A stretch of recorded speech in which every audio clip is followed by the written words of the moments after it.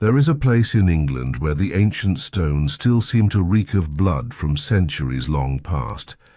A tower stands tall by the River Thames. A place where history wasn't just recorded, but imprisoned, tortured, and buried alive in silence. That place has many names, the White Tower, the London Fortress, but to the people, it is simply called the Tower of London, the most infamous prison in medieval England. Do you think you could survive there, if you believe courage alone is enough? Let me tell you about those who once passed through its gates and never returned. On a gloomy morning in the 16th century, rain pattered gently on cold grey stone.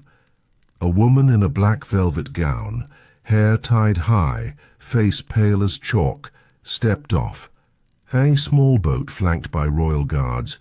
She was Anne Boleyn, Queen of England. Days later, her head rolled on the scaffold before a crowd of hundreds. Anne was not the first, and she certainly wasn't the last. The Tower of London was never merely a prison.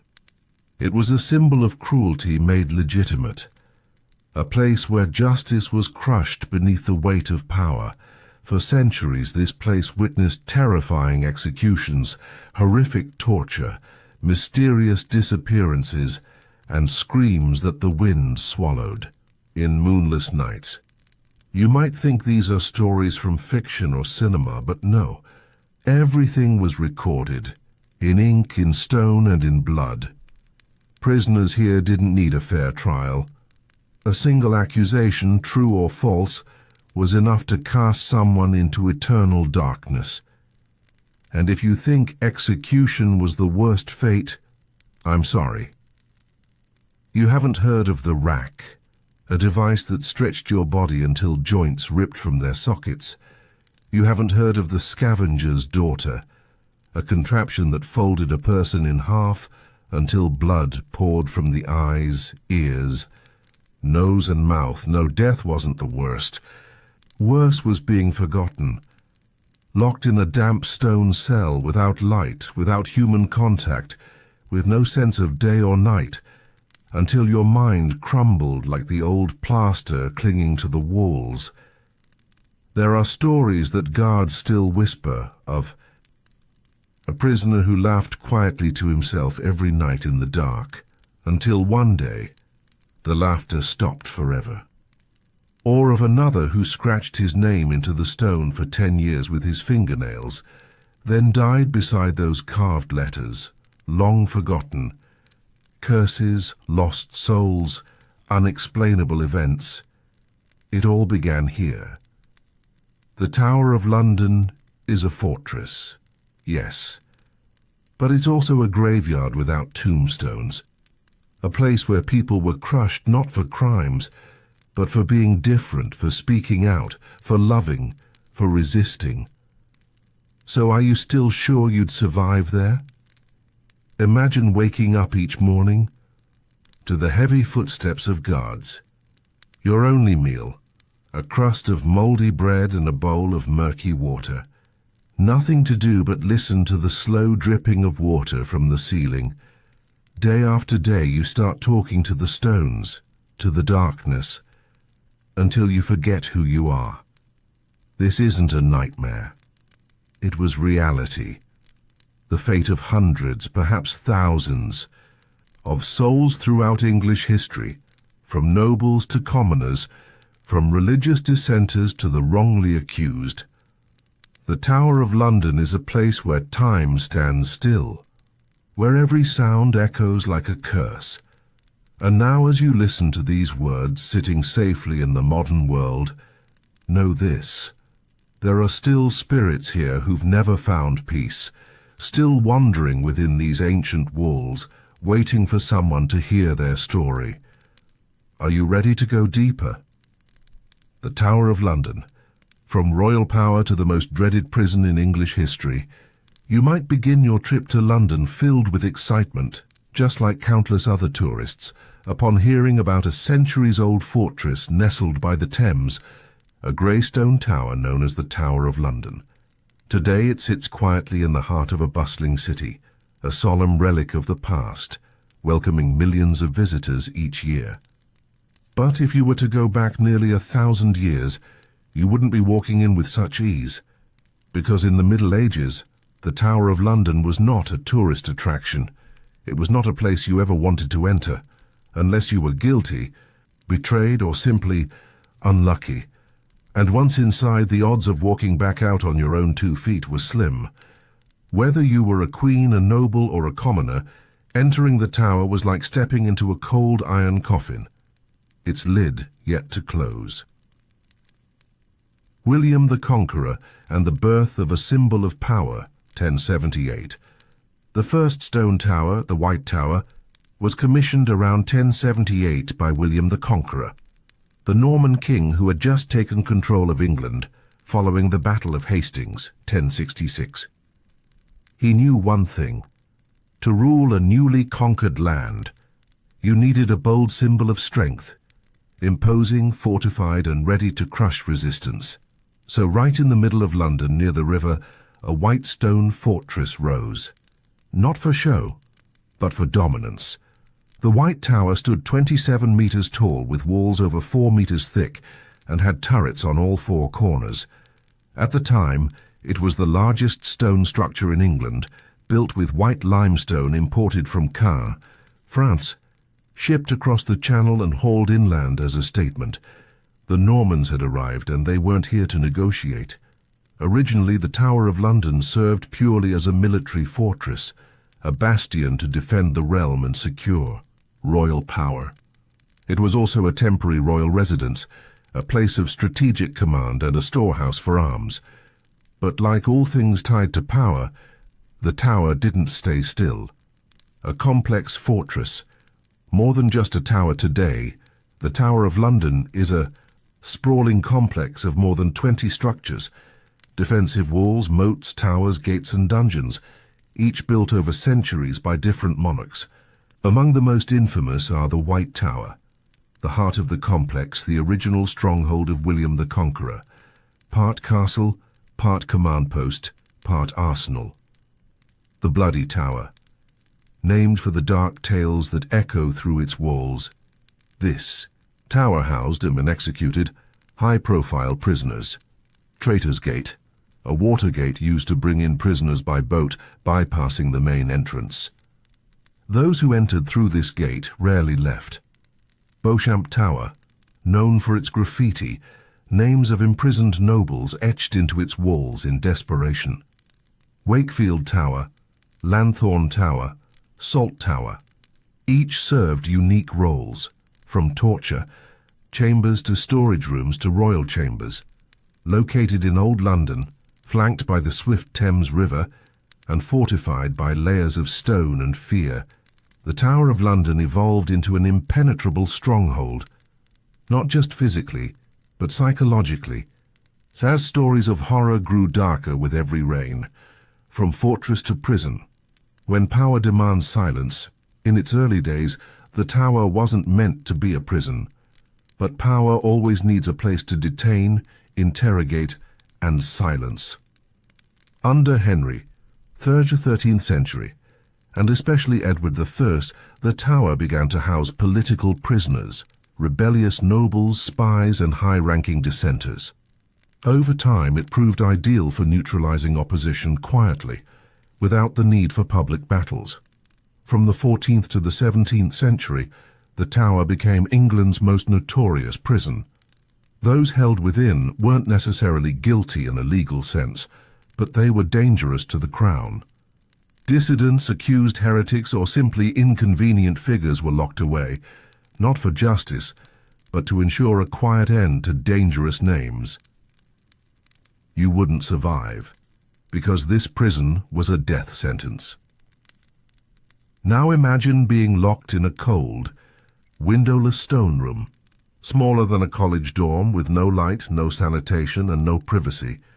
You're given 2 bowls of thin gruel per day, and maybe stale bread. In winter, wind cuts through your rags. In summer, the stench of rot is unbearable. From the chamber next door, you hear muffled screams from the torture room, echoing every night, gnawing away at your sanity. Modern prisons have beds, lights, sometimes even books and television. But in the tower, all you had was solitary darkness, psychological decay, and physical deterioration. You might not be executed, but you would die slowly inside, piece by piece. And this is only the beginning. The full story is much longer. From infamous beheadings and political betrayals to the stories of imprisoned queens like Anne Boleyn, who lost her life not for treason, but for failing to bear a male heir, all await further exploration. But one truth remains certain. If you lived in the Middle Ages and ended up inside the Tower of London, regardless of your status, noble or commoner, loyalist or traitor, you wouldn't survive. Once the tower became known not just as a fortress but as a prison, the stories began to shift, from tales of stone and power to whispers of fear, rot and blood. It's easy to think of a medieval prison as something distant, abstract, like a setting in a dark tale. But imagine for a moment that it was you stepping through Traitor's Gate. Your wrists are bound. The water below is icy.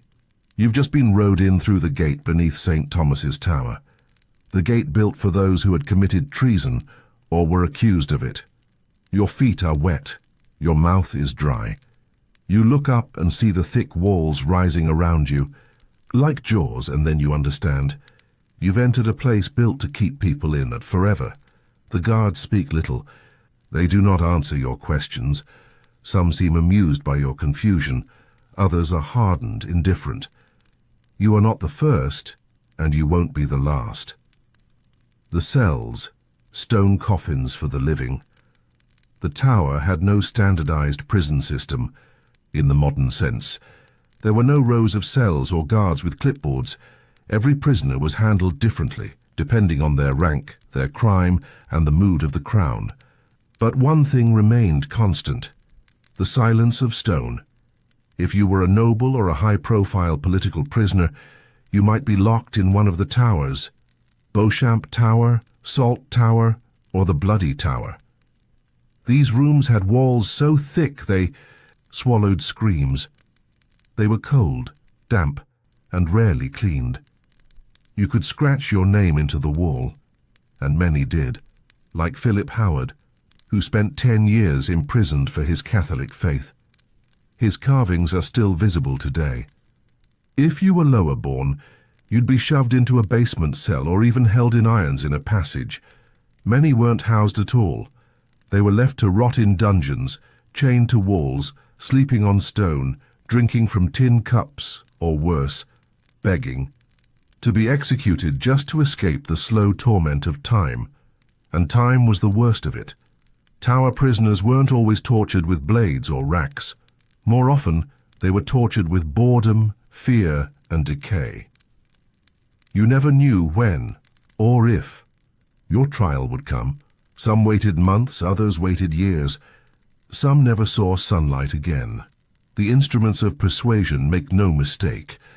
While the tower wasn't primarily a torture chamber, it had its devices.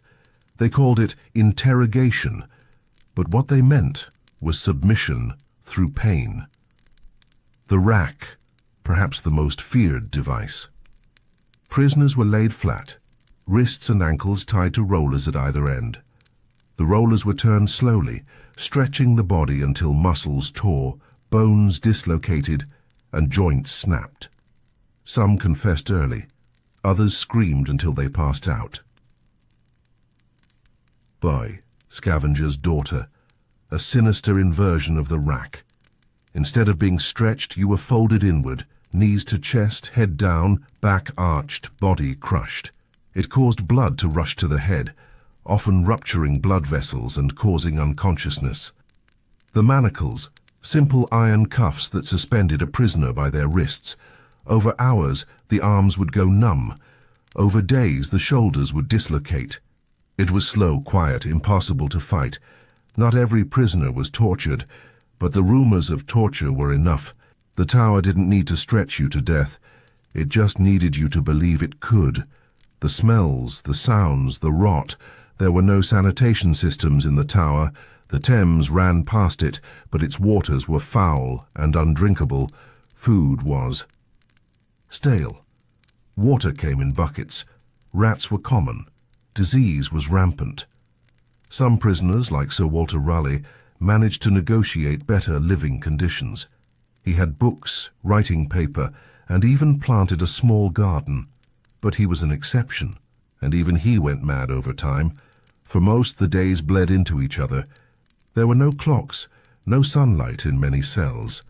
Only the footsteps of guards, the creaking of wood, the occasional cry from a fellow prisoner, or worse, a scream from the bloody tower. And then there was the smell, damp stone, rotting food, human waste, sweat, mold, and fear.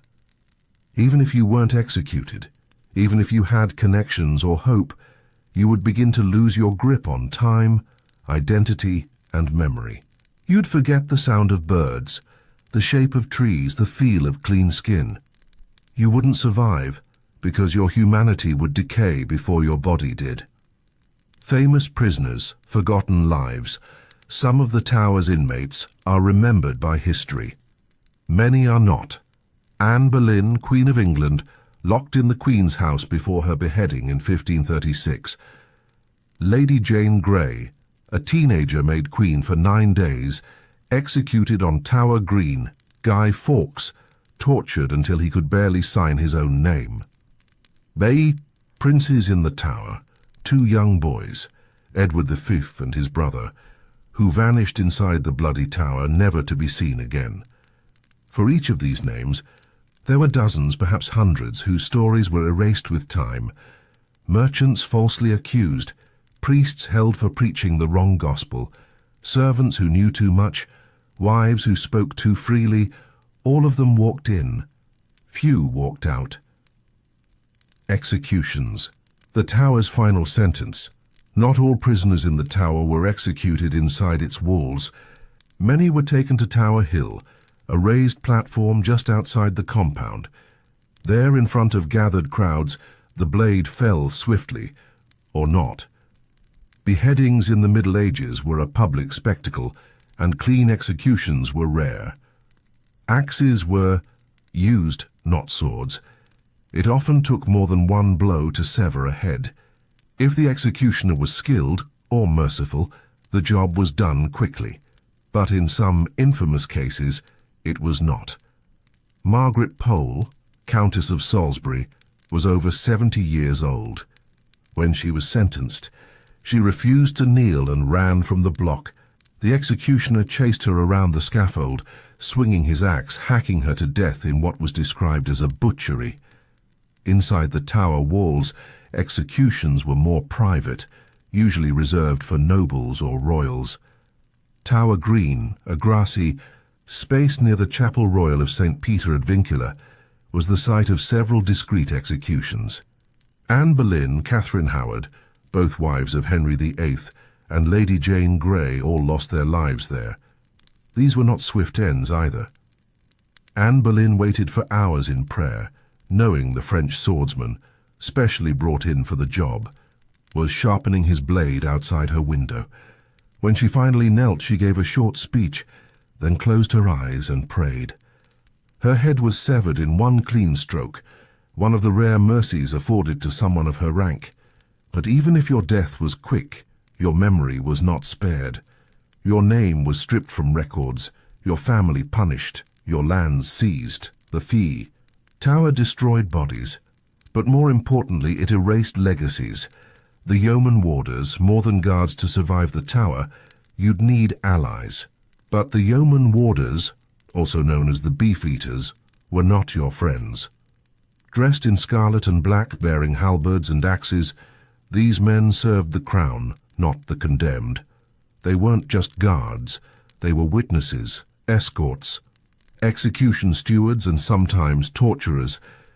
It was said that their silence was more frightening than cruelty.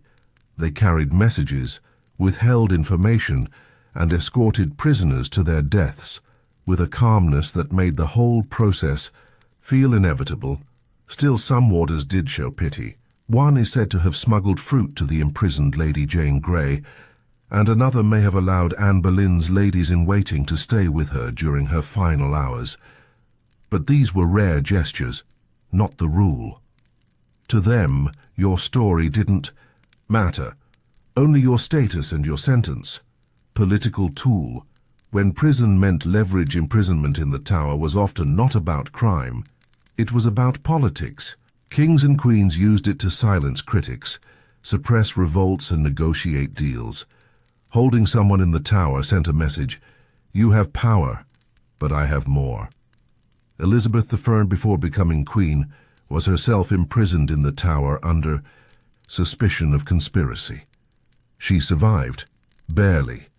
Her enemies, including Thomas Seymour and Robert Devereux, weren't so lucky. Religious changes made things worse. Under Henry VIII and Mary I, Catholics and Protestants were jailed, tortured, or executed, depending on who wore the crown. The Tower became a revolving door for faith-based persecution. In many cases, prisoners were held indefinitely without trial. Some were interrogated, broken, and coerced into confessions. Others were offered freedom if they gave up names or pledged loyalty. There were no clear rules, no guarantees of justice. The law was what the monarch said it was, and the Tower was where they enforced it. Resistance, madness, and death. A few prisoners resisted. They wrote poetry, carved prayers into stone, or plotted escapes. Some succeeded. Ranulph Flambard, Bishop of Durham, was the first known escapee from the Tower, using smuggled rope and a barrel of wine to slip past his jailers in 1101. But most were not so lucky. Many went quietly mad, isolated from family, cut off from news, left in darkness. Madness wasn't treated, it was expected. And then there were those who took their own lives, not out of weakness, but as a final act of control. To die by your own hand rather than the executioner's was the only freedom left. Even in death you were not spared. Corpses were buried without ceremony. Some were burned. Others were buried beneath the chapel, their bones discovered centuries later, mixed with lime and blood. No gravestone bore your name. No family retrieved your body. You became another whisper in the Tower walls. Changing times, same Tower. As the centuries turned, the Tower's role began to shift. The monarchy modernized. Torture was outlawed in the 17th century. Executions became less frequent, but the fear of the Tower never vanished. During World War I and II, the Tower was again used as a prison for spies and traitors. In 1941, Joseph Jacobs, a German spy, was executed by firing squad, the last known execution within its walls. Today, the Tower is a historical site, home to the crown jewels, the beefeaters, and the stories of ghosts and bones. But beneath the polished tors and tidy lawns, the stone remembers. It remembers the screams, the silence, the endless wait in darkness. You wouldn't survive the Tower of London in the Middle Ages, not because of the torture alone, but because of something far more cruel, the slow erasure of self. In that place, pain came not only from iron tools and sharpened blades, but from silence, cold, and the weight of waiting. You were not just punished.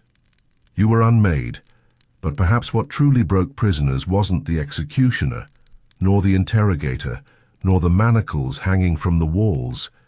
It was the life in between, the daily routines, the forced rituals, the false hopes, the invisible decay of mind and body behind stone walls, because in the Tower, survival wasn't just about escaping death. It was about enduring the life that came before it, and that life inside the prison. It was more than just torture. Life inside the Tower, it was more than just torture. The torture chambers were terrifying, yes, but they were not the true horror of the tower. No, the real suffering began after the screams stopped. You see, many prisoners were never tortured. They weren't broken with racks or stretched until their bones tore apart. Instead, they were simply left, in silence, in shadow, in solitude. Locked behind doors of iron, beneath ceilings that dripped with centuries of damp and mold, they began to rot. Not their bodies, at least not at first. What rotted was their sense of self, a world without light. Imagine waking each day in total darkness. No windows, no candles, just the soft, sickly cold of damp stone walls pressing in. The towers lower. Cells, especially those beneath the White Tower, were entirely without natural light. Prisoners quickly lost track of day and night. There were no clocks, no footsteps to mark time. They counted days by the sound of food slop dropped at the door, if it came. Some scratched marks into the walls to record the passing of hours. Others lost track entirely, surrendering to a timeless fog. Light in such places became not just a luxury, it was a memory. Prisoners wrote of forgetting the shape of their own hands, or waking in a panic unable to remember if they were alive or already dead. Cold, mold, and vermin. The tower stood beside the River Thames, and its walls drank moisture like a sponge. Humidity in the lower chambers was constant. In winter, the cold wasn't merely unpleasant, it was paralytic. Damp stone drew the heat from flesh like a leech draws blood. Frost formed on metal shackles. Breaths came out in clouds. Teeth shattered from chattering. In the dark corners, mold bloomed, green, black, and grey, coating the walls like fur. The air grew musty and thick, leaving prisoners coughing, their lungs clogged with rot. Those with wounds often found them festering. Gangrene was not rare, neither was fever. And then there were the rats. They thrived in this world of filth and decay. Rats crept across bodies at night, chewed through clothes, carried lice and disease. Some prisoners awoke to bloodied fingers, gnawed in sleep. Others grew so used to their presence that they gave them names, companions in captivity. Insects lived in the hay bedding. If you were lucky enough to have hay, fleas, bedbugs, lice, they were the real torturers. Scratching became a full-body obsession. Some men clawed themselves bloody. What was there to eat? Food in the tower was never guaranteed. Some prisoners received meals, especially if they were noble or had powerful friends. These might include stale bread, weak broth, or salted meat, but even then, it was often spoiled by the time it reached their cell. Meat turned grey. Bread grew hard or mouldy. Broth was lukewarm and greasy. Others weren't so lucky. Their rations depended on the mood of the guards, or the bribes they could afford. Coins, jewels, or even whispered secrets might buy you an extra crust. When food ran out, prisoners ate scraps from the floor. Some caught and ate rats. Others swallowed chewed leather from their shoes, or picked moss from the walls, pretending it was bread. Malnutrition warped their bodies. Bones jutted, skin clung tight, eyes sank into skulls. There were rumors, always whispered, of prisoners who went too far, who feasted on the dead. What did it do to the mind? At first, most prisoners hoped. They believed they'd be released, that someone would intervene, that their name carried weight. They prayed. They sang. They whispered stories to themselves. But solitary confinement corrodes. Days turned into weeks. Weeks into months. Without voices to echo back, prisoners began to hallucinate. They spoke aloud and waited for responses. They forgot faces. They doubted their memories. Some carved letters endlessly into the stone, their names, the names of loved ones, prayers, curses. Others repeated rituals, touching the same corner each morning, counting cracks in the wall. These were attempts to stay human. But for many, the line between thought and madness blurred. Some laughed uncontrollably. Others screamed, not from pain, but from the silence. A few grew convinced they were dead already, and worst of all, many stopped speaking entirely, choosing silence as their only companion. The survivors' stories, few left the tower with minds intact. Fewer still spoke about it. But those who did left behind glimpses of horror. Sir Walter Raleigh, imprisoned for over a decade, wrote of how his books kept him sane. Yet even he described nights filled with voices, faces from dreams that spoke in tongues. He planted herbs in the tower garden, but called it a grave in waiting. Father John Gerard, a Jesuit priest, recalled being held in a tiny stone cell with no light. He described the walls dripping, the floor never dry. He etched crosses with nails into the mortar, then recited Latin prayers over and over, not for God, but to stop his mind from unraveling. Another prisoner, name lost to time, carved one phrase dozens of times into the Beauchamp Tower walls. I am still here, I am still here, I am still here. But he wasn't. The little things that broke you in the tower, it wasn't just the darkness or the cold, it wasn't even the fear of death. It was the daily humiliations of the little things that wore you down until you ceased to be yourself. Sleep, or the absence of it. Prisoners rarely slept through the night. Not because they weren't exhausted, they were always exhausted, but because sleep never came easy in a place like that. There were no beds. Some had piles of straw, riddled with fleas. Others lay on stone, wrapped in rags. Cold wind crept in through cracks. Mice rustled. Chains clinked. Somewhere always was the sound of dripping water, slow and rhythmic like a mocking clock. Worse than the noise was the silence. In the deepest parts of the tower, the absence of sound was so total it pressed against your eardrums like pressure. In a deep cave, prisoners would shift and sigh just to hear something, anything. Nightmares came often. Some dreamt of freedom and awoke sobbing.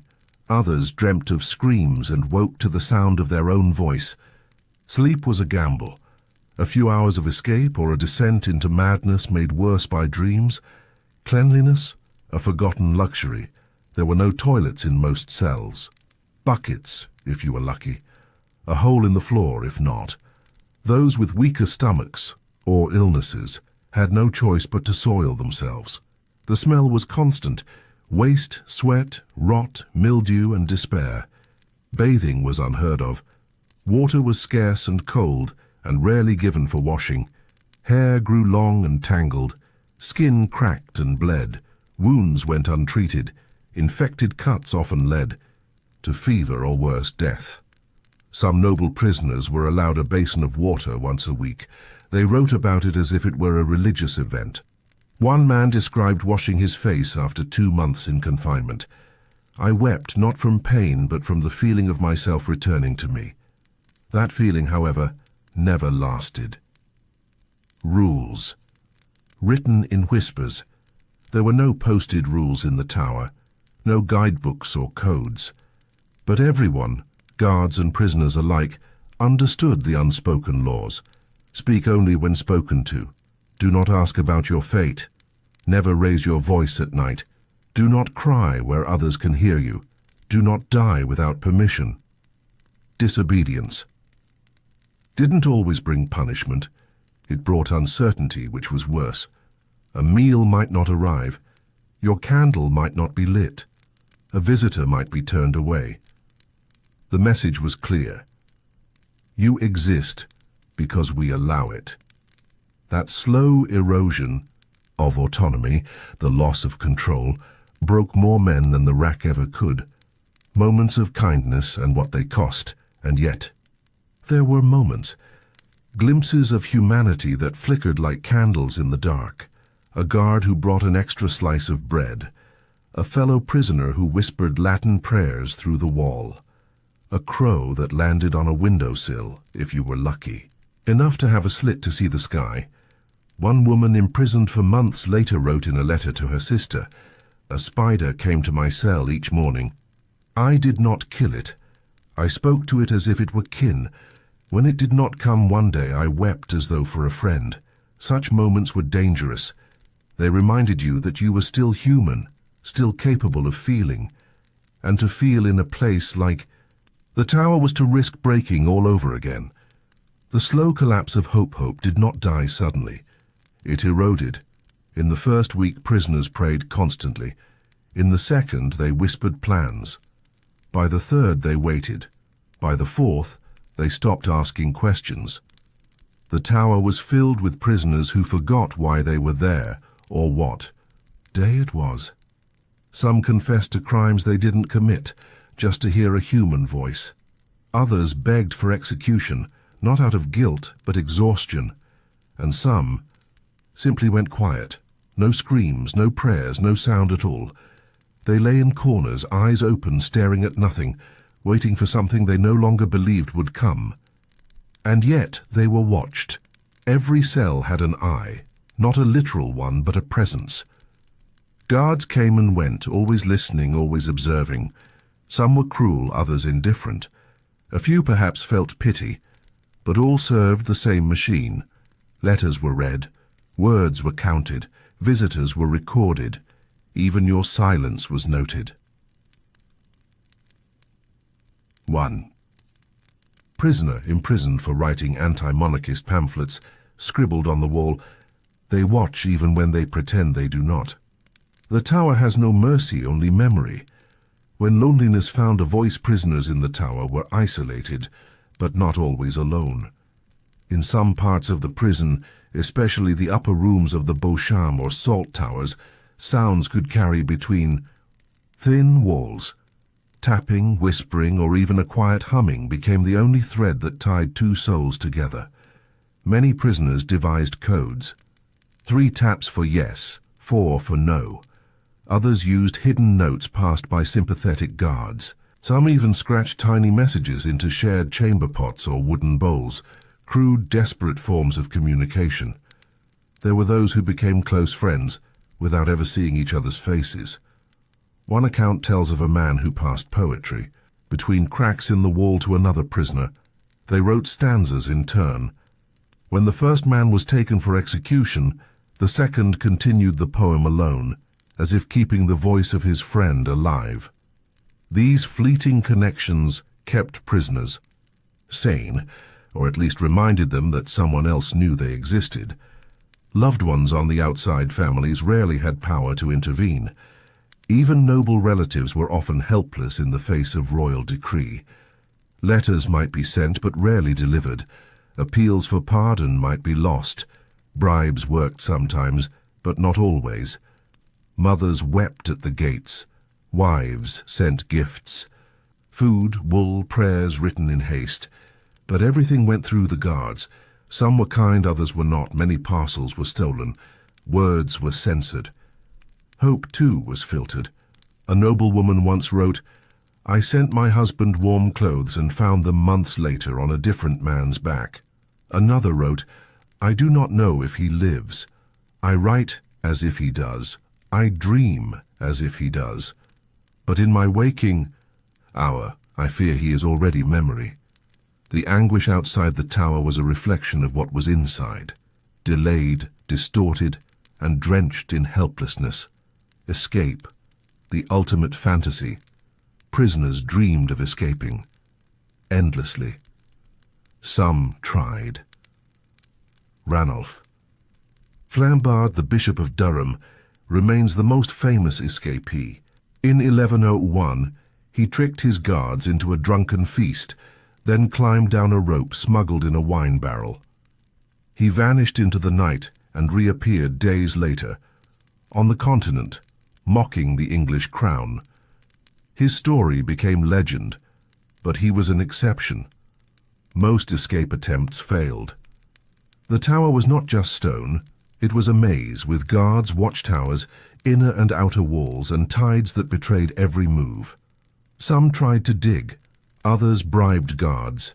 Some faked illness or madness. One man tried to hide in a coffin meant for a dead servant. The ruse failed. He was flogged, then kept naked for weeks. Another tied bed linens into a rope. It snapped. He broke both legs and lay screaming in the yard until dawn. His execution was hastened as punishment. Escape was possible, but rare. And most prisoners eventually stopped dreaming of freedom. They began to wish for something else, entirely. Death. The last freedom execution for many became not a threat, but a relief. To know your sentence, to have a date, a time, a final breath, it brought clarity. Prisoners who had languished for months suddenly found peace in purpose. They prepared. Some dressed with care. Others wrote final words, not for the crown, but for themselves. Many were permitted a final confession, a final meal, a final prayer. But even this could be denied. Some were executed in secret, dragged at night, buried without record. Others were forgotten entirely. Their names lost, their bones nameless. The tower did not need to kill you with blade or poison. It could kill you slowly, with silence. But when death came by decree, some prisoners welcomed it. One man smiled as he walked to the scaffold and said, "I am going to rest. May none of you ever wake again where I have slept." After the end, when a prisoner died, the tower rarely marked the place. Graves were shallow, sometimes dug beneath chapels, sometimes unmarked near the walls. Lime was poured to quicken decay. Families were rarely informed, and yet the tower remembers. Today you can still see names scratched into its walls, some so deep they could only have been carved over weeks. Others faint, just initials or a single cross. There are voices here. Faded, yes, but not gone. They say the walls whisper. They say the floors remember footsteps. But in truth, the tower doesn't speak, it waits. You didn't just die in the tower, you faded, and slowly, without witness, without words. You vanished in mold and silence, buried beneath history, not by soil, but by indifference. Your name, your voice, your heartbeat, all reduced to a scratch in stone. Yet some were not given the slow death. Some were dragged into the lower chambers, those beneath the Wakefield Tower, the Bloody Tower, or the Cold Harbour Gate, where the Crown's cruelty was no longer hidden behind protocol. Because when fear alone wasn't enough, when starvation and solitude couldn't break a man, the Tower turned to tools, not tools of war, but of torment. The most horrifying instruments of torture. You had survived the silence. You had endured the dark, the cold, the rats. You had lasted longer than most. But then came the knock. Not the knock of a jailer with food, not the rustle of a rat. This one was slower, deliberate, unmistakable. The door creaked open. A man in black stepped in, not armored like the guards, not noble like a lord. His robes were clean, his hands were gloved, and behind him, wheeled on creaking iron, came something worse than chains. This was not execution. This was not judgment. This was the beginning. The rack where the body became a map of pain at. First, you are only strapped down, leather bindings across wrists, ankles, knees. You lie flat. Your head still turns. You can see the beams above. Dark wood stained over time, grooved and scratched by those who came before. Then the wheel turns. Not fast, not violently, slowly, softly. One rotation at a time. Your limbs are pulled taut. First it's a stretch, a discomfort, like waking from bad sleep. Then pain blooms behind your knees, in your shoulders. You feel the joints begin to separate. It does not stop. The muscles scream louder than your voice. Ligaments tear. You are being undone. And the man beside you? He doesn't yell, doesn't curse. He asks questions, names, places, secrets, treason, heresy.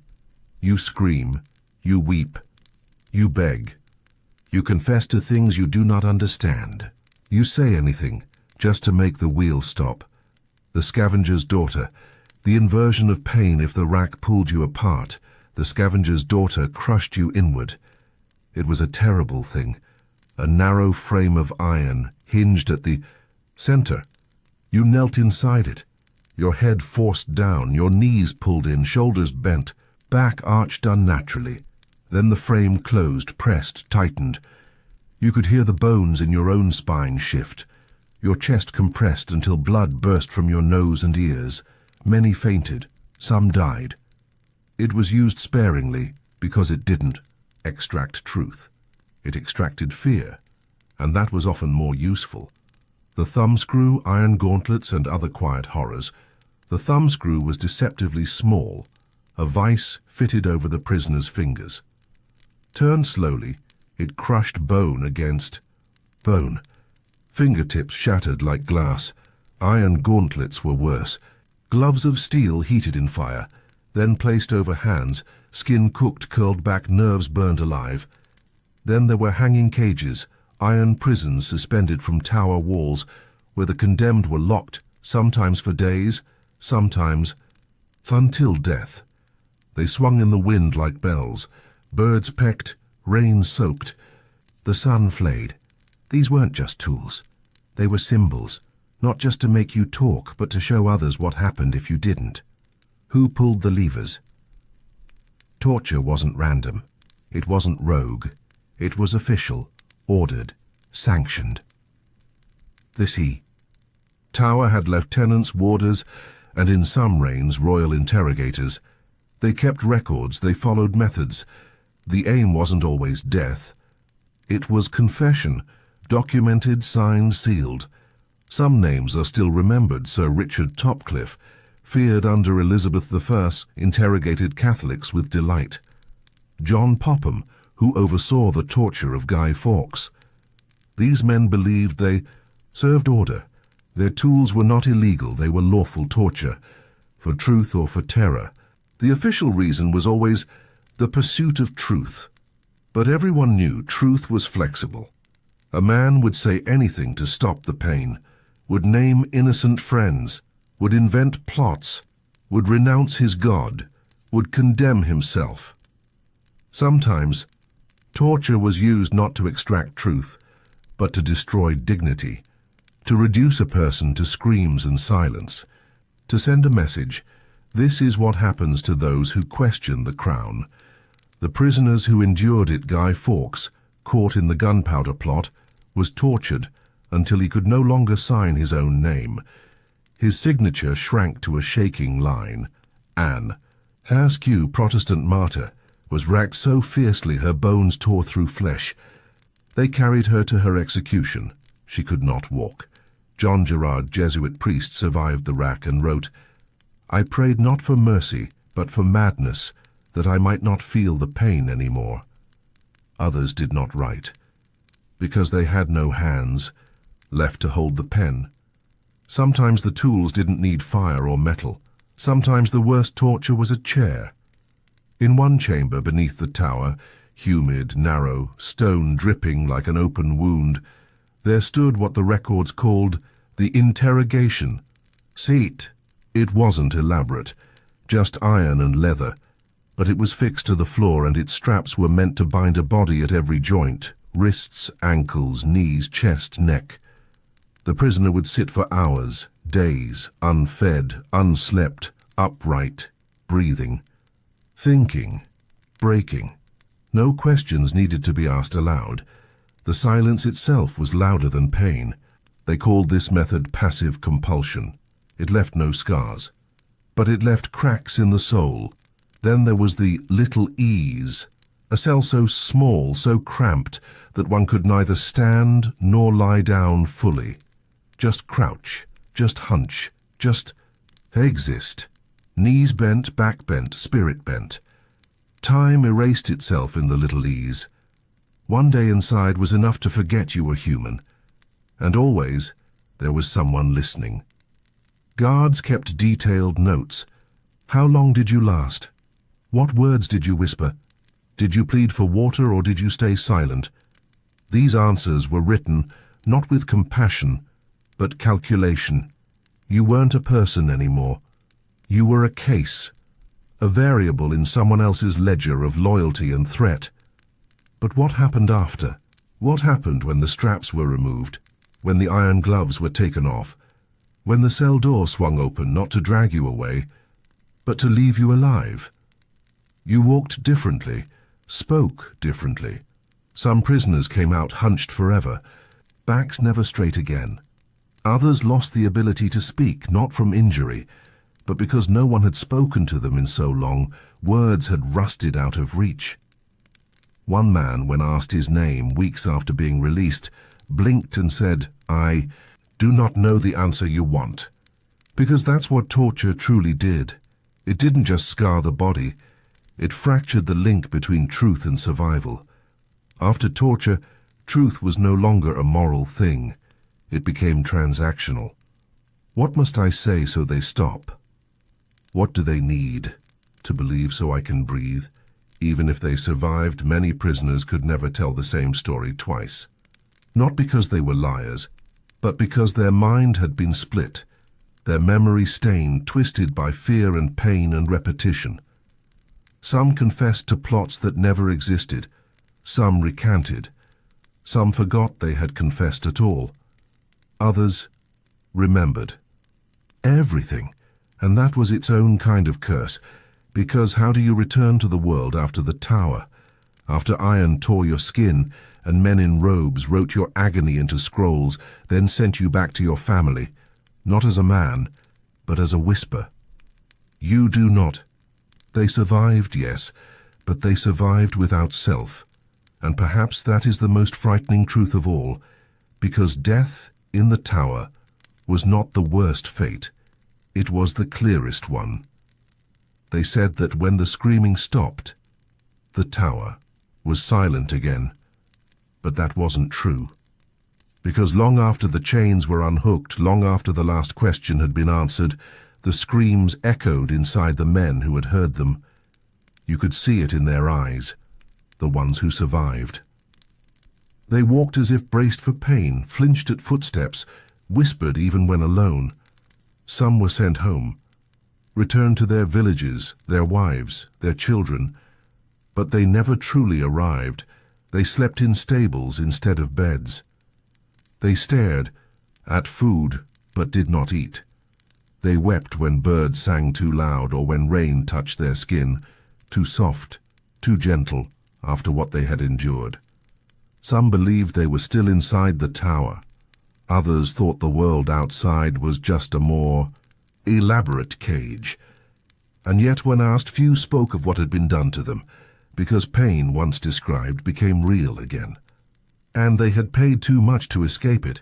What they did share, and slowly, cautiously, as if peeling back burned skin, was not the pain itself, but what the pain had changed. One man wrote, "They did not take my life, they took my voice. Now, I speak only in dreams, and even there I'm gagged." Another man, a former clerk accused of reading banned scriptures, returned to his village and built cages for birds. But he never opened them, never let them fly. When asked why, he simply said, "Not all wings mean freedom." Even decades later, the tower left marks on the minds of those who had entered its bowels. They called it justice, due process, royal authority. But what it was, truly, deeply, was obedience through unmaking. It wasn't about information. It was about warning the world what happened when one dared to speak without permission, because the tower's tools were not just for the guilty. Often they were used before guilt had even been proven, to create guilt where there had been only silence, to force answers into mouths too scared to speak, and the world outside let it happen. Because torture in the tower was not done in the shadows. It was not rogue or secret or shameful. It was recorded, filed, signed by royal seal. It was law. The iron gloves, the rack, the cages, the cold water, the crushed thumbs, all were instruments not just of cruelty, but of legitimacy. They were the crown's handwriting carved into flesh. They said, "We are not angry, we serve. We are orderly. This is not revenge. This is policy. And in that, perhaps, lay the deepest terror of all. Not that the tower hurt people, but that it hurt them with purpose. They called it justice, they called it order, but the truth is simpler than law or doctrine. The truth is that fear makes people obedient, and pain makes people silent. And the tower was never just a prison, it was a theater, and the torturer was never just a brute with tools, but a performer for the crown. And every man or woman who entered its stone throat, whether guilty or not, became part of the story it wanted to tell. That no one was beyond reach. Not a thief. Not a priest, not a queen, because in the Tower of London even royalty bled, even faith cracked, even truth bent beneath iron, and those tools, those chairs, those cages, they remain. Not in use, but in warning. They sit behind glass now. But they remember. The straps have dried. The iron has rusted. But the silence they created, it never left. But even beyond the scars and the silence, the tower taught one more lesson. One that no rack or iron maiden could deliver. It taught that suffering, when made public, becomes a tool of power, because not every act of torture was done in hidden rooms. Sometimes the tower made a stage of its cruelty. There were stories, told in whispers across the city, of prisoners, led through its stone corridors, their faces pale, their bodies trembling, as they were walked past rows of guards and other prisoners. Their destination wasn't the execution block. It was the interrogation chamber, lit with fire and the gleam of instruments already soaked in rust and blood. This walk itself was a form of torture, and everyone watched. The sounds, too, travelled. On quiet nights, it was said you could hear the turning of the rack from across the outer yard. Not the scream, but the rhythm. Not the voice, but the creak. The groan of timber. The sigh of rope. The breathing of a man slowly unravelling. And people listened. Not to help. Not to protest. But because they feared it might one day be them. That fear the tower succeeded. Because torture wasn't just about what was done to the body. It was about what was done to a kingdom's imagination. Geert told every subject of the crown, "This is what happens if you disobey, if you believe the wrong thing, if you speak the wrong word, if you stand in the wrong room at the wrong time. You will be broken, you will confess, you will be forgotten, but not before you become an example, and even the survivors, if they returned to their homes, returned as ghosts. Some were feared, as if their bodies carried the echo of pain like a sickness. Others were ignored, their families ashamed, their names now tainted. A neighbor who had once smiled at them in the market would turn away in silence. A friend would cross the street, not because they believed the prisoner was guilty, but because the tower had touched them, and nothing that passed through the tower came out clean. There were cases, rare but real, where prisoners had survived. Months of torment only to be quietly rearrested weeks later. A rumor, a whisper, a letter intercepted, and back they went. Back into the same cell, back into the chair, back onto the rack. And this time, no one asked questions. Because some truths weren't worth protecting. Because silence had become safer than justice. In some cases, the body never healed. Men lost the use of their hands. Women never walked again. Teeth gone, eyes dimmed. One man was so disfigured from repeated beatings that his son refused to recognize him when he returned. And still, no compensation was offered. No apology made. No retraction issued, because the tower was the crown. And the crown did not make mistakes, and so the suffering of hundreds, maybe thousands, was folded neatly into parchment, stamped with wax, shelved in silence, buried not in earth but in official memory. That is what made the tower different from any ordinary prison. It was not built to detain, it was built to prove a point. But not all torture left marks on the body. Some of the worst torment came wrapped. in mercy. There were prisoners who were promised food, clean water, a bed, but only if they signed confessions. Not shouted under pain, not gasped through screams, but calmly with a quill under candlelight with a witness. These were called voluntary statements. They were anything but.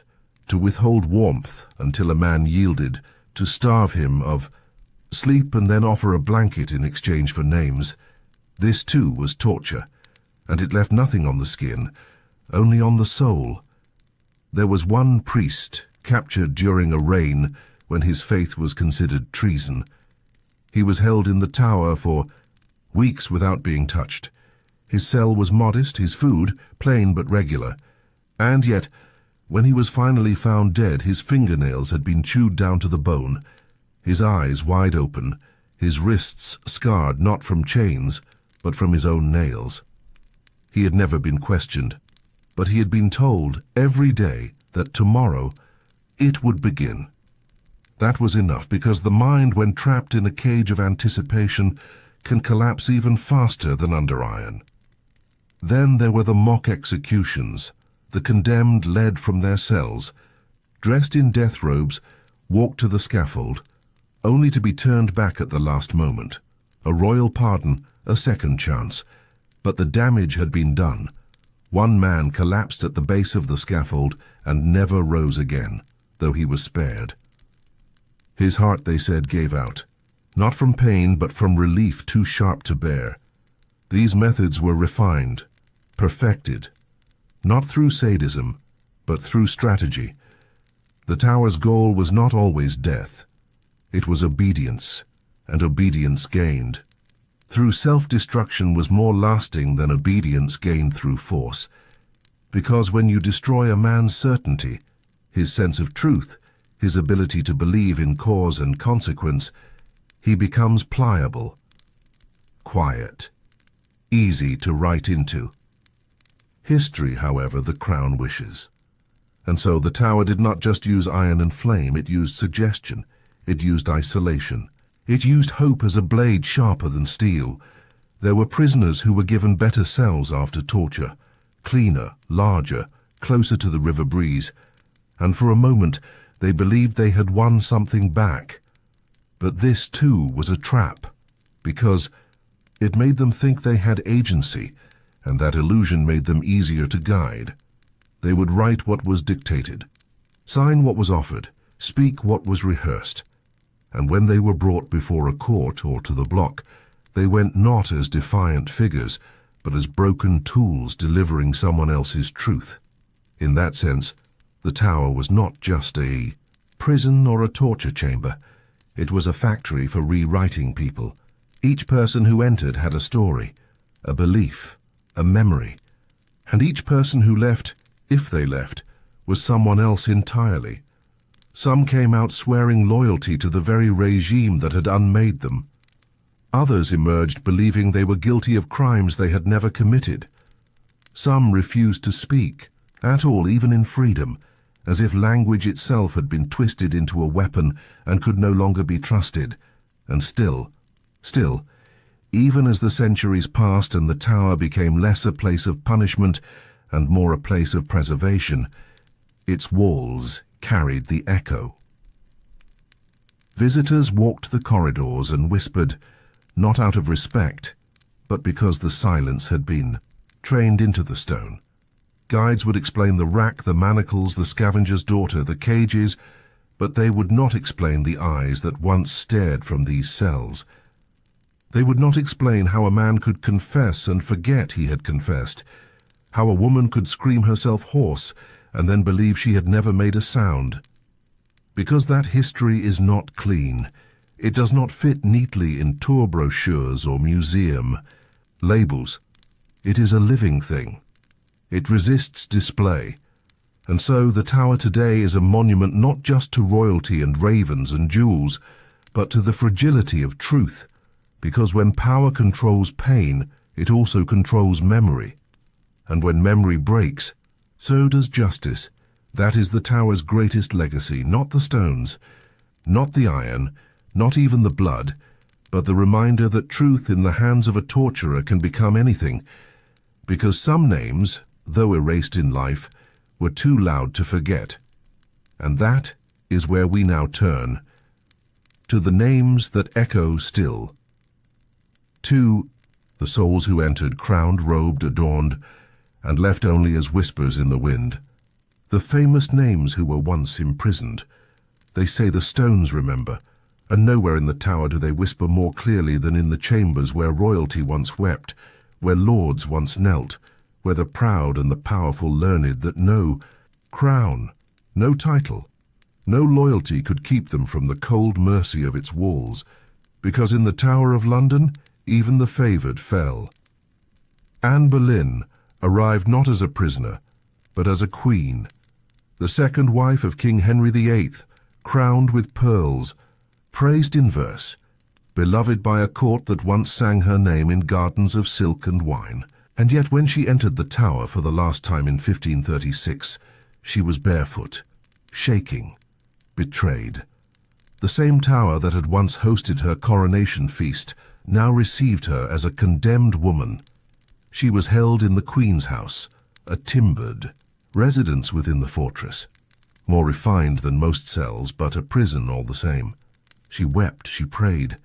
She denied the charges, adultery, incest, treason, all spun from fear, ambition, and a king's desperation for a male heir. The records from her guards spoke not of defiance, but of frightening calm. She laughed at strange moments, spoke in circles, once asked whether a head being cut off hurt, and then answered herself, "I suppose it depends how clever the executioner is." She spent her last night in prayer. At dawn, she walked to Tower Green, not dragged, not tied. She walked. French swordsmen had been summoned, swift, skilled, precise. She knelt, gave a brief speech, prayed, and then silence. The sword fell. Her ladies caught her head in a cloth. Her body was buried beneath the chapel of St. Peter at Vincula. No monument marked the spot, only the memory remains, and the tower, it remembered. Visitors to the Queen's house still speak of hearing whispers, of footsteps in the empty hallway, of a woman's voice asking softly, "Has the king sent for me?" They say her ghost walks the corridor with her hands folded, her eyes dry, her neck always turned just slightly, waiting, not for justice, but for acknowledgement. Then there was Thomas More, Lord Chancellor of England, scholar, philosopher, and above all conscience. He entered the Tower not as a criminal, but as a man who said no to a king who demanded yes. Refusing to bless Henry VIII's marriage to Anne Boleyn, the very woman who would later join him in death, More was charged with treason. His cell was small, his books denied, his family barred from visiting. And yet, his letters survive. Calm, articulate, unwavering. To his daughter he wrote, "I die the king's good servant, but God's first." The guards admired him. Some called him holy. Even his executioner wept. On the scaffold he smiled, moved his beard aside and said, "This hath not offended the king." They cut him down, buried him like a traitor. But the Tower had seen, the Tower had heard, and it whispered his name for centuries after, not in shame but in quiet admiration. A monument now bears his name, but the silence he left behind still fills the cell he once prayed in, a silence not of fear, but of principle. And then came the man with gunpowder in his veins, Guy Fawkes, a soldier, a Catholic, a conspirator. In 1605 he was found beneath the House of Lords with barrels of powder and a mind full of fire. They called it the Gunpowder Plot, a plan to strike. The heart of Protestant rule and light England anew, he was dragged to the Tower, tortured not at once but over days. The rack pulled more than his limbs. It pulled his name out, and with it the names of others. His signature, once strong, became a trembling scrawl. In the records of the Tower Lieutenant it was noted, "He signs like a man who has forgotten. his hands. He was executed not in the Tower but in Westminster, hung, drawn and quartered, a fate too gruesome to detail, even here. But the Tower remembered him. It remembered the way he stared at his chains, as if they were lighter than failure. Some say he still walks the stone vaults, the air tinged with sulphur, a flicker of flame in corners where no torch burns. Others say his punishment continues still, that his name is recited every year not to celebrate justice, but to remind the world what fear can justify. There were others too. Lady Jane Grey, the 9 Days Queen, crowned by ambition, executed by politics. She was only 16. Rudolf Hess, in a different century, under a different war, held briefly here, the echo of modern conflict stirring old ghosts. Elizabeth I before. She was queen imprisoned by her own sister. Her diary entries, if any remain, are lost, but the door to her cell still stands. The Tower held traitors, martyrs, visionaries, victims. But the strange truth is this: it wasn't the executions that made the Tower so feared. It was the waiting. In a cell, knowing your fate had already been sealed by someone else's pen. Waiting, even in innocence, knowing innocence had never been enough.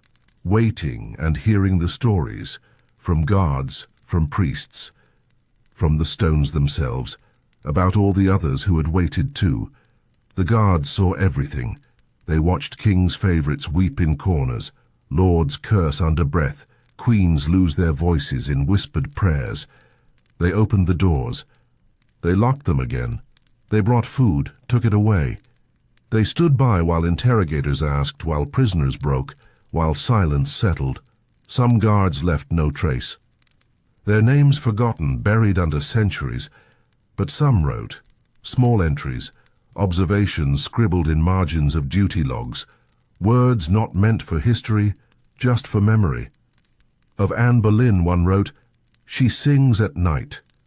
Her voice is steady, but her hands shake. I fear she sings so she may not cry." Another about Thomas More. "He asked for nothing, only to see the sky. When I told him I could not grant it, he said he understood, and then thanked me anyway." About Guy Fawkes. He was silent when they brought him in, silent when they chained him. He only spoke to say he had failed. These weren't enemies. Not to the guards. Not truly. They were men and women, stripped of all except their breath, and when the Tower swallowed them, it swallowed the guards too. There are stories of jailers who grew too close, who smuggled letters, who warned of dates.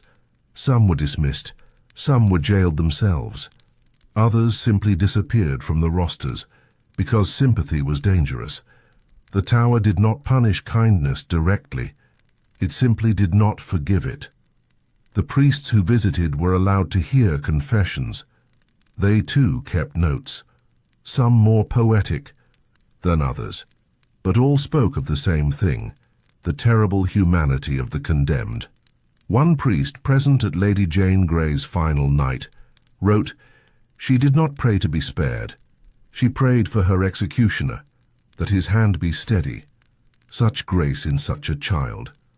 Another priest, tasked with preparing a Catholic rebel for death, noted, "He kissed my hands as though I were the one to die. I left the cell and vomited." Behind the chapel, what happened after they died? Most were buried in haste, in secret. Beneath the chapel floor or outside the walls, graves unmarked, bodies unnamed. Only those of noble blood received any semblance of dignity. And even, that was unofficial. Anne Boleyn's body was placed in an old arrow chest, too small. Her head was set beside her shoulders. Her grave was not marked until centuries later, when Queen Victoria ordered plaques placed in St. Peter ad Vincula to honor those buried beneath. Thomas More's head was displayed on a pike, a warning to all who passed by London Bridge. His daughter later retrieved it and buried it in a hidden vault. Guy Fawkes was quartered, his parts sent to different cities, but his name, ironically, lived longest, turned into a mask, a firework, a symbol. That outlasted every rope and chain meant to destroy him. Some ghosts were remembered, others forgotten. But in the tower nothing truly vanished. A guard once said, "There are cells that feel colder, even when no one is in them." I believe it is the memory of who once wept there. The tower became more than a prison. It became a mirror, reflecting not just those who were punished, but the ones who did the punishing. And when people visit today, they often ask where the beheadings happened, where the rack was kept, where Anne slept, where Jane cried. They rarely ask why, because to ask why is to hear the answer. That power fears disobedience more than it fears injustice. That history is not written by victors. It is preserved by survivors, and that the Tower of London remains to this day not just a monument of stone, but of silence. The people outside the tower walls never saw what truly happened inside, but they felt it. They heard rumors of midnight trials, of sudden executions, of screams carried by wind over the Thames. They read royal decrees announcing treason, guilt, justice. But between the lines they read fear, and from that fear stories grew. They said Anne Boleyn's ghost carried her head in her hands, that she walked the Tower Green in silence, stopping only where the sword had fallen. Children whispered it, under blankets. Maids crossed themselves passing the chapel. Even guards refused to patrol her quarters alone. Others swore that Lady Jane Grey still appeared in the White Tower, eyes closed, whispering scripture, barefoot on cold stone. One legend said that when the moon was high and the air still, you could hear the sound of chalk scraping on stone, as if she was still writing her last letters over and over, never finished. Some spirits were quiet, others not. Guy Fawkes, they said, appeared in smoke, not as a man but as an intention, a warning, not a presence. His footsteps never echoed, but the scent of sulphur, the flicker of imagined flame, those lingered. But ghosts were not the only legacy. The living, too, remembered. Children of the executed grew with silence stitched into them. Wives of traitors took new names or none at all. Houses were razed, crests stripped from walls, families dissolved, entire bloodlines disappeared, not by sword, but by erasure. And yet, not all was forgotten. Centuries later, artists painted. Anne not as a criminal but as a tragic queen. Thomas More was canonized. Jane Grey became a symbol of innocence betrayed. Even Guy Fawkes was reimagined. Villain to some, martyr to others, because history has a strange way of transforming its victims, and the tower, once a weapon of silence, became a monument of memory. But the cost was real. Stone remembers. But it does not mourn. It simply holds. It holds the cries of those who were betrayed by crowns. It holds the prayers of those whose words were the only thing they had left. It holds the footsteps of the condemned and the footsteps of the men who watched, who ordered, who signed, because the Tower of London was not built to preserve truth. It was built to outlive it. Time did not erase the tower. It only made it quieter. The voices that once shouted from behind bars are now retold in books, in tours, in fragments of memory clung to by stones and wind. But they are not gone, because a place like the tower does not forget. It contains. It contains not just the names, but the choices. Not just the screams, but the silences between them. The questions never answered. The verdicts already written. Before the trials began, and even now when the walls are lit by electric lamps and the tourists walk freely and the crown jewels glitter behind glass, the air still holds breath that is not yours. Some say the tower is peaceful now, that it is history, not horror. But ask the night guards, ask the ones who walk alone through the lower chambers at dusk, ask the women who feel watched while standing beside Anne's plaque, Ask the men who swear they heard footsteps in the salt tower when no one else was inside, because not all echoes are tricks of sound. Not all shivers come from cold. Some places were not built to rest. Some names were not buried deep enough. And some stories, despite centuries of silence, still breathe. Beneath the floorboards, we have told of the living who entered the tower and never came out the same. But what of those who never left at all? Now we turn to the things history cannot explain. The lights that flicker in empty halls, the cries that come when the river is still, the figures seen from battlements, then gone, the dreams that come only to those who do not believe. We turn now to the shadows. Legends, ghosts, and uncanny things. The execution stopped, the cells emptied, the blood dried, but something remained. And everyone who has ever spent a night in the tower, truly alone after the doors are locked and the footsteps are gone, knows this. There are sounds that have no source. There are chills that come without wind. There are moments where the past steps forward, not as memory but as presence. The first reports came from the guards.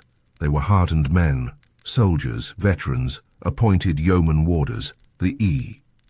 Famous beefeaters of the crown. They didn't believe in superstition.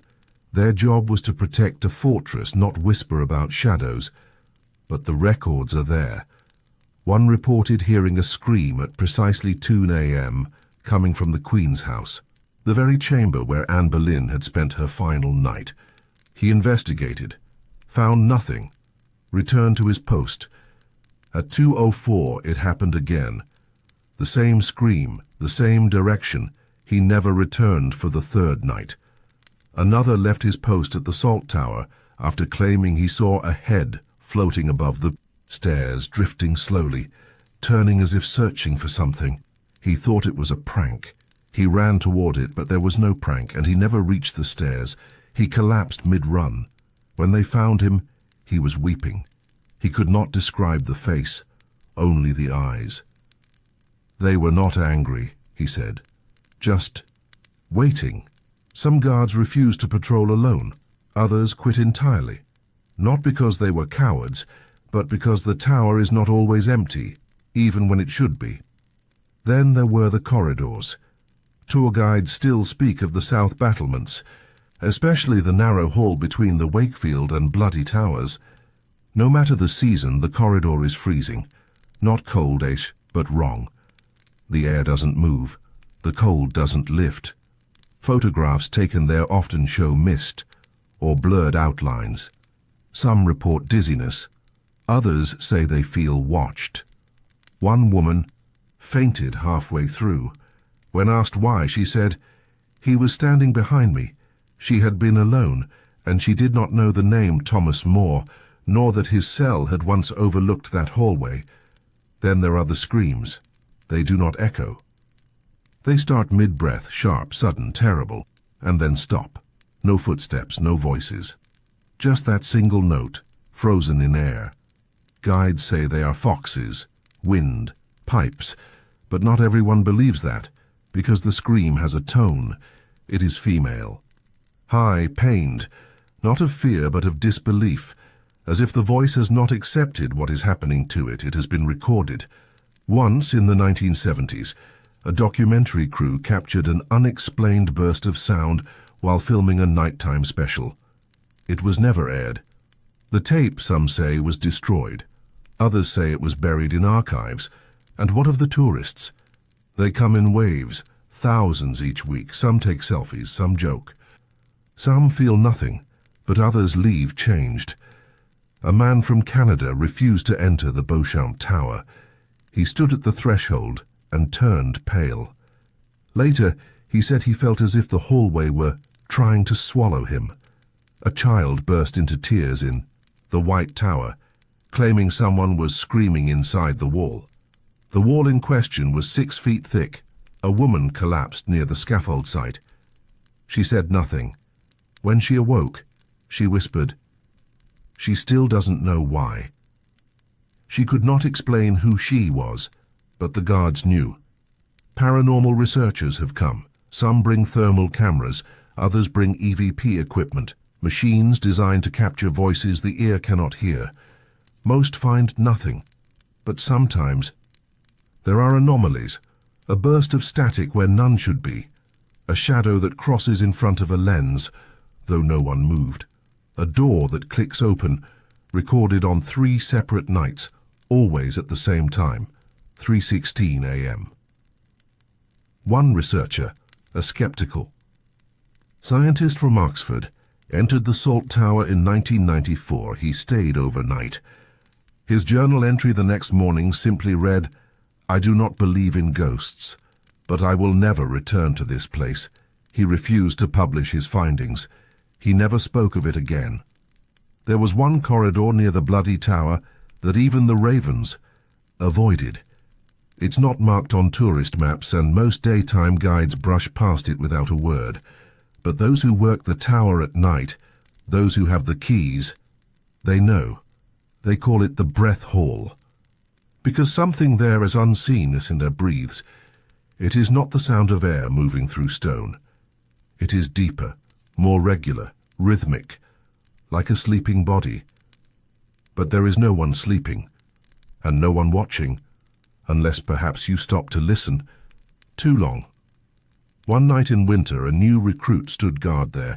He was told it would be quiet. Just an hour until the next rotation. He lasted 20 minutes. When asked why he left his post, he answered, "Because I heard someone take a breath. That wasn't mine." He didn't come back the next night, or the night after that. He quit within the week. The tower does not chase people. It does not need to. It only waits. And sometimes waiting is worse than pursuit. Those who stay long enough learn not to follow footsteps, even when they sound near, not to respond to voices, even when they know the name spoken is their own.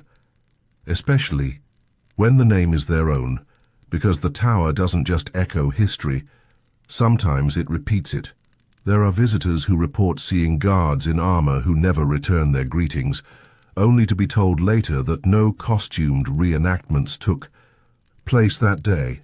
One man took a photo of the White Tower from Traitor's Gate. When he developed it, there was a figure in the top window, not in modern clothing, but in a rough hood, gazing out, as though still watching for the boat that would carry him, to trial, or to death. Children are especially sensitive. They tug at sleeves and ask why the sad man is crying in the corner, why the lady in the long dress has no feet, why the man with the beard keeps kneeling and never gets up. But there is no one there, not anymore, and yet not gone. Modern psychology offers explanations. Trauma in the stone, collective suggestion, environmental anxiety. But explanations don't stop the cold. They don't still the breath. They don't explain why dogs refuse to enter certain rooms, why candles flicker when no door has moved, why every photo taken at the foot of the scaffold comes out with one blur, always in the same place, not over the stone, but over where the head would have fallen. Ghosts are not theatre, not here. Here, they are residue, not spirits, not personalities. Just grief, pain, repetition. Something left behind not because it chose to stay, but because it wasn't allowed to leave. Some researchers call it an echo haunting. Others call it psychic trauma. But the older beefeaters have another name. They call it the weight. It's not the ghosts that make you want to leave, one said. It's the weight of knowing they were never supposed to be ghosts in the first place. And so the tower is not just a site of hauntings. It is a site of unfinished endings, a scream without closure, a prayer without answer, a truth buried in silence, a name forgotten by everyone except the stone. There is a room beneath the White Tower that few ever see. It is not on the maps, not on the tours. Even some staff do not know it exists. But the old records call it the Stone Room, and its purpose has been lost. No furniture remains. No plaques, only stone, blackened, uneven, veined with marks that do not match any known tool. The temperature inside never changes. The air is heavy, always slightly moist, as if something beneath the floor is still exhaling. It was sealed. In the 1800s, reopened briefly by a team of archivists in 1921, and then sealed again. No official reason was given, but one of the archivists, in a letter never meant for publication, wrote, "We found no artifacts, no bones, no trace of habitation. Only presence, a stillness that watches. I could not remain inside longer than 10 minutes. When I left, I wept. I do not know why. Others have tried to return. Equipment fails, batteries die, sound doesn't carry. One researcher claimed she lost 15 minutes of time. She entered at 10:03, exited at 10:18. Her watch said 10:03. When asked what she saw, she replied, 'I don't remember walking, but I remember being seen.' This is not a ghost story. This is not myth. This is what happens when pain is too deep to end in death, when it becomes architecture. And perhaps that is what the tower truly is now. Not a castle, not a prison, but a monument of memory that refuses to release what it holds. Why do the lights flicker at the same time each night? Why do so many people dream the same dream before entering the chapel of St. Peter ad Vincula, of kneeling, of waiting, of hearing a blade rise? Why do modern visitors speak words they've never learned, in languages they've never studied? Why do birds sometimes stop at the tower's edge, hover and turn away? These are not metaphors. These are entries, logged, cross-checked, repeated. You do not have to believe in ghosts, but you do have to believe in pattern. And the pattern is this: suffering leaves residue, trauma shapes space, and memory, when bound too tightly, finds ways to speak. The Tower of London does not speak loudly. It whispers, but it never forgets. And the more you try to ignore it, the more it wraps around you, like the air in the stone room, pressing close, unseen, undeniable, because this place was not built to house the dead. It was built to contain the unended. They say no one dies in the tower now, that it is a place of history, not of horror. But ask the night staff why the windows in the Queen's house are always shut after dark. Ask the electricians why they've rewired the bloody tower 5 times in 20 years, yet lights still flicker, only between 2 and 2:15 a.m. Ask the maintenance team why the water pipes moan like voices, why iron rusts faster there than anywhere else on the grounds. Why the same lock on the same door? It must be replaced every 6 months, though it shows no sign of damage. Ask the priest who blesses the chapel why he insists on doing it alone. He will not answer, but he will. Look at the floor, at the stone, and he will listen, because sometimes the tower speaks not in English, not in Latin, not in sound, but in feeling. A cold that does not come from temperature, a presence that does not come from people, a story that refuses to end, because it was never given the chance. We built monuments to remember, but the Tower of London became something else. It became memory itself, not carved in marble, but breathed in shadow. And that is why you cannot truly survive the tower, even now, because when you leave, something stays with you, and when you sleep, you will dream of stairs you never climbed, voices you never met, eyes that never blinked, and in those dreams you will know that the tower did not simply house death, it held on to what death could not carry away. We have spoken of kings and queens, martyrs and traitors. We have followed them from throne to trial, from cell to scaffold. We have stood beside the guards, listened to the ghosts, felt the echo of those who could not speak for themselves. But some truths lie deeper still, beneath the stone, beyond the scream. And now we turn to what the tower has become. Not a place, but a legacy. Why you wouldn't survive? Here you think you could survive, You've seen worse, you say. You've read the history books, watched the documentaries, walked through ruins turned into museums. It's just a building. It's just a place. Stone, iron, dust, names. But the Tower of London is not just stone. It is not just a building. It is a mechanism, a design, a theatre of control, perfected across centuries. A place that does not need to kill you, because it knows how to dismantle you from the inside out. Here it is not the walls that confine you.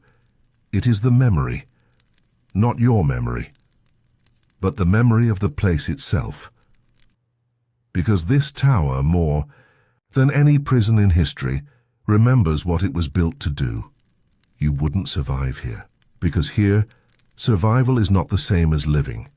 You'd arrive with your voice. You'd leave with your silence.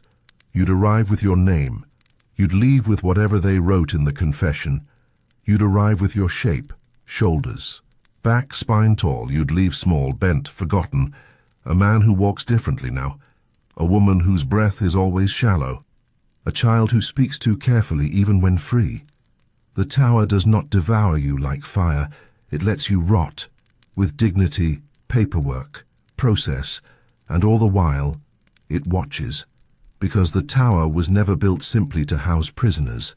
It was built to make a point, to say quietly without raising its voice, we can take everything from you and the world will not blink. That is the cruelest truth. Not that the tower held chains, but that it held permission. You wouldn't survive here, not because you're weak, but because the tower was never built for the strong. It was built for those who already had power, and then lost it. That's what made it cruel. This wasn't a dungeon for thieves, for cut-purses and drunkards. Those people went elsewhere, to the gallows of Tyburn or the prisons of Southwark. The tower was for traitors, heretics, rebels, queens. It was where loyalty was tested not with evidence but with silence, where the crime wasn't what you did, but what you meant to someone in power. It started as a fortress. William the Conqueror built the White Tower in 1078 to command London, not just protect it. The stone came from Caen, shipped across. The Channel, each block a message. We are not just here, we are here to stay. It wasn't just defense. It was declaration. And over time that declaration shifted, from rule to fear, from protection to punishment. Kings expanded it, added walls, towers, a moat, the royal menagerie, the mint, the crown jewels. But the most important thing they added, door that closed from the outside, because once the tower became a prison, it learned how to speak with absence. You were in, and no one saw you again. You didn't vanish. You didn't die immediately.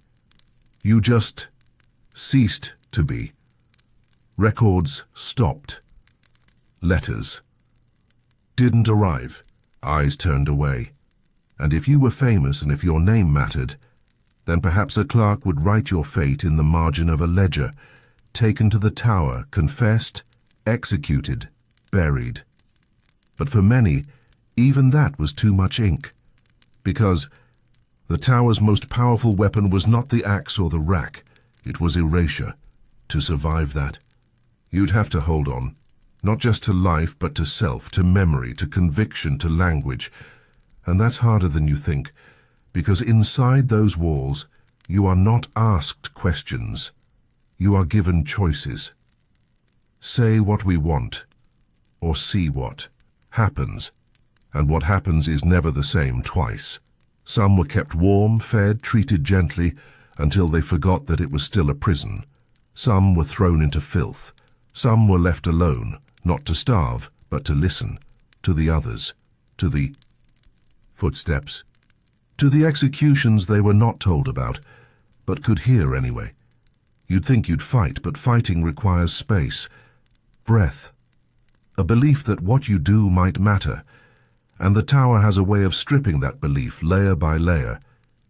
It starts with your name. You don't hear it. No one calls it. You are the accused. Her Grace. His treason. A title without soul. Then comes your voice. You speak. No one answers. You speak again, louder, Still, no one answers. Eventually, you stop speaking. Then your body. The stone is cold. The mattress is thinner than a promise. The food has no taste. You learn to sit still for hours. You count time by the sound of boots on flagstones. You begin to forget your shape. And then the final thing. You forget why you're here, not the charge, not the accusation. You forget the feeling of justice, of defiance, of being right. All that's left is survival. And in the tower, survival is not victory. It's just not yet being erased. They didn't need to hurt you. They only needed to convince you that the world outside had stopped remembering you existed. And they did that with silence. No letters, no visitors, no updates from the world. Just the creak of wood, the shiver of wind through old mortar, and the sound of your own thoughts, looping over and over like wheels stuck in mud. Some people were never even tortured, because they didn't need to be. Anne Boleyn, in her final days, was treated almost gently by Tudor standards. She had attendants, a priest, fresh clothing. They gave her the illusion of ritual, of royal treatment, but they had already taken the thing that mattered most. The ending, she didn't get to. Write it, they wrote it for her, declared it, etched it into royal scrolls, then ended it on a scaffold. Clean foreign blade brought from France for the occasion, as if that made it merciful. But the tower remembered the tremble in her voice as she prayed, not because she feared death, but because she feared how she would be remembered. That's the final cruelty. You don't die as yourself in the tower, you die as whoever they say you were, a traitor, a heretic, a plotter, a whore, a martyr. You are redefined in stone, and no matter what truth you carried into that cell, the world outside will only remember the version signed under duress, or worse, they won't remember you at all, because some people weren't even important enough. 4 stories. They died in rooms with no windows, rooms where even the rats stopped visiting after a while. No names, no plaques, no mention in yeoman warder tours, just dust. Bones swept away, buried in unmarked soil beside the chapel. Their only crime? Being close to someone else's ambition. That's the secret of the tower. It didn't just punish guilt, it punished proximity. If you were too near a whisper, a rumor, a courtly feud, that was enough. And once inside, you didn't need to be proven guilty. You just needed to be forgotten long enough to vanish. They didn't even have to kill you. Sometimes they just waited for time to do it for them. That's what happened to Margaret Pole, Countess of Salisbury, mother of a traitor. She was old, well-born, not dangerous, but dangerous enough to a nervous king. They held her in the tower for 2 years without trial. When they finally executed her, the records say she ran, confused, shouting her innocence, and the executioner chased her around the scaffold, hacking as he went. It took 10 blows. That wasn't justice. That was what happens when fear is dressed in robes and crowned. The tower fed on that fear, not always with iron, sometimes with ink, with laws rewritten, with silence. That's why you wouldn't survive. Here, because survival means keeping your selfhood intact. And this place, it was built to peel that away, not violently, but expertly. The tower never needed to shout. Its quiet was more terrifying than screams. Even now, centuries later, tourists walk its halls with cameras, with maps, with tour guides speaking politely into headsets. But the stone remembers. It remembers the footsteps that did not echo, because the prisoner was too afraid to walk. It remembers the prayers whispered between cracks in the floor, not because they would be heard, but because speaking aloud kept the mind from breaking. It remembers the rustle of parchment, confessions drafted before a man had even entered the room, and the sound of breathing, slow, measured, practiced, of a woman teaching herself not to cry in the dark. They called it a prison, but it was never just that. It was a mirror held up to a country's soul, And what it showed, again and again, and was that power fears memory. That's why the tower made sure to control memory. The stories it told were curated, displayed, given shape. Here is where a queen walked. Here is where a traitor was kept. Here is the axe. But the story it didn't tell, the story of not dying, because that's the story no one wants to hear. It's easier to look at the scaffold and say, here it ended. But what if it didn't? What if it continued? In the man who survived the rack, but no longer spoke. In the woman who left the tower and never touched another human again. In the child who grew up without a father, because his name had been burned out of records. Survivors of the tower did not walk free. They carried the tower with them. In their bones, in their silences, in the way they flinched when someone knocked on a door too hard. You wouldn't survive here. Not because you'd die, but because you wouldn't leave whole. And what is survival if you are no longer you? Some people walked out of the tower, but they never walked back into the world. They were released, yes. They were given clothes and names again. Some were pardoned. Some were reappointed to office. A few were even welcomed back into court. But there was a difference in their eyes, the kind of difference that no medicine could fix, the kind of silence that no prayer could break, and those around them knew, even if no one said it out loud, that they had come back wrong, not evil, not mad, just emptied, as if the part that believed in fairness, in mercy, in the logic of the world, had been left behind in the mortar. And this wasn't just for the poor. This happened to lords, to ladies, to poets, to bishops. Thomas More, brilliant scholar, once the king's friend, went to the Tower with conviction. He refused to endorse Henry VIII's marriage. He stood on principle. He wrote letters in prison, jokes, thoughts, gentle wisdoms, and then he died on the scaffold, still joking, still faithful. But even he confessed near the end that what the tower takes, it does not give back. He had faced no rack, no red-hot irons, but he had faced time, and time was the tower's favorite tool. The rack leaves wounds, the cage leaves scars, but time leaves holes. Holes in memory, holes in faith, holes in identity, and those holes echo. You can hear them in every corridor, not as screams but as quiet questions. Who am I now? Why was I taken? What did I believe before this place taught me not to believe? Even ghosts don't speak here. They linger, not because they seek revenge, but because they don't know what else to do. Some believe that Anne Boleyn still walks near the Chapel Royal, holding her head in her arms, not because she wants to frighten, but because no one ever let her story rest. And maybe that's the final truth of the tower. You don't die here in one moment. You die in pieces. Your voice, your purpose, your hope, all pulled apart like limbs on a rack, or crushed like ribs in The Scavenger's Daughter. And even if they set your body free, they've already rewritten your ending. The tower never asked for forgiveness. It stands today tall, clean and curated, a jewel in the crown of London's history. There are plaques. There are tour guides.